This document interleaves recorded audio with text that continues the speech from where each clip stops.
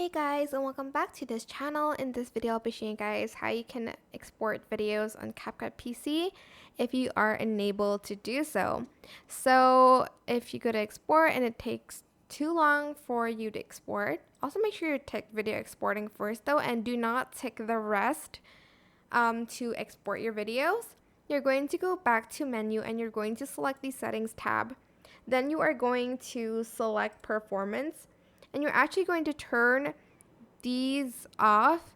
Mostly the first one, the speed up hardware encoding, you're going to disable both of them.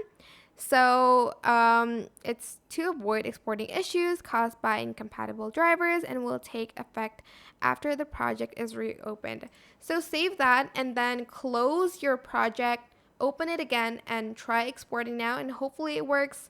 That's the only solution I have for you guys right now. But I hope this tutorial was helpful for you guys. Don't forget to like, comment, share, and also subscribe to this channel if you haven't done that already.